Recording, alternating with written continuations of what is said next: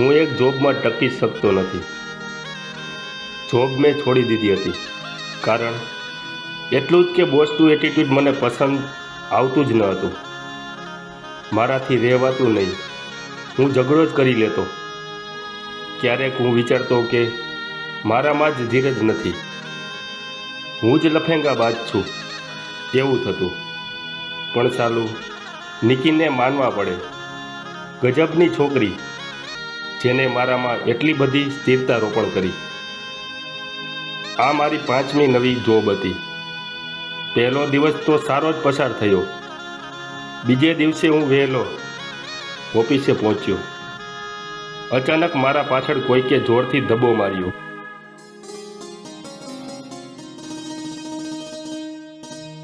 હોય, તું અહીંયા શું કરે છે? સોરી.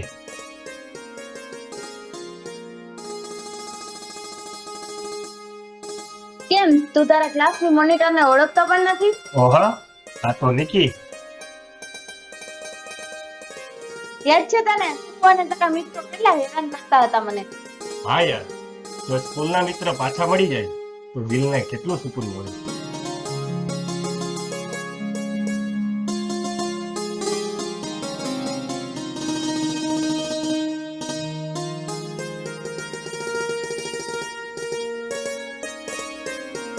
હું આ જોબમાં ટકી ગયો હતો. એનું કારણ નિકી હતી. પ્યાર થઈ ગયો હતો નિકી સાથે મને. આ જોબના 3જા વર્ષ સુધી તો આખા ઓફિસ સ્ટાફને જાણ હતી કે બંને લવમાં છે. હું પોતે બદલાઈ ગયેલો લાગતો હતો. બધી જ કુટેવો જાણે બદલી લીધી હોય તેમ હું ધીરજ રાખતા શીખી ગયો હતો. પણ મેં એને એક પણ મેરેજનું પ્રોમિસ અત્યાર સુધી આપ્યું ન હતું. એની ધીરજ હવે ખૂટી ગઈ હતી. એને આજે મારી બોચી પકડીને મને સીધો ધમકાવ્યો. આ ગર્લફ્રેન્ડ બોયફ્રેન્ડ નાટક ક્યાં સુધી ચાલતા રહેશે? તને એટલી જ મેરેજની ઉતાવળ છે? તારા માટે કેટલાય માંગા આવ્યા, એમાંથી કરી લે ને.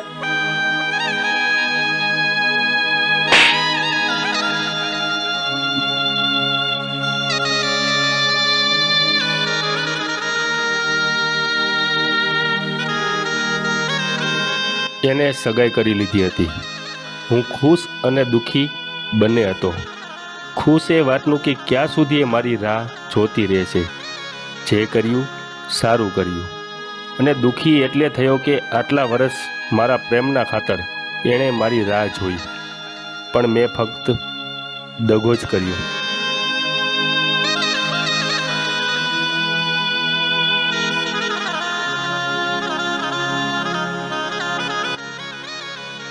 Hey Nikki, આયા.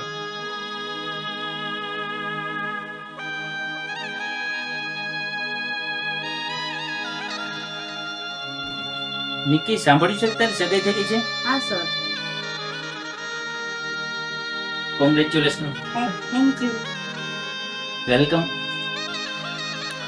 1 મહિનામાં જ શુભ સમાચાર મળ્યા.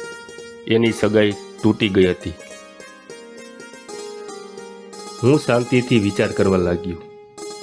ના, હવે જે થવાનું હશે એ થશે. પણ હું નિકી સાથે જ મેરેજ કરીશ.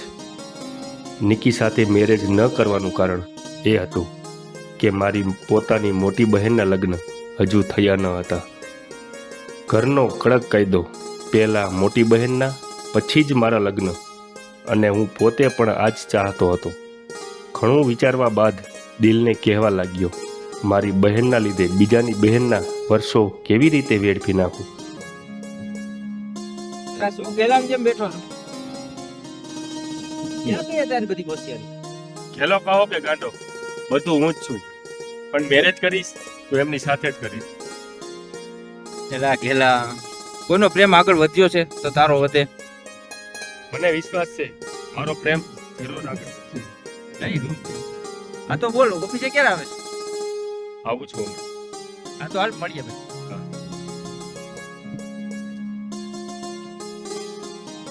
Coming sir. Yes. Sit down. Thank you sir. થઈ ગયો? કેટલો બદલાઈ ગયો છે. મેં તને અહીં બોલાયો અને તું ઓફિસે આવી પણ ગઈ. કેટલો ડાયો થઈ ગયો. મેં આવો ડાયો થઈને દેજો. ને સાંભળ નિકી, બાજુની ઓફિસમાં તારી વેઇટ કરો.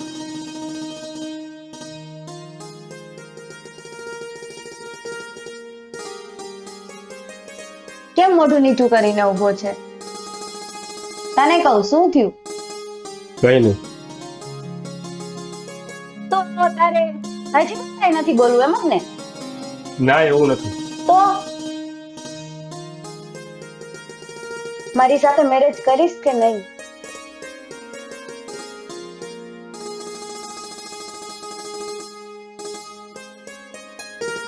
યસ.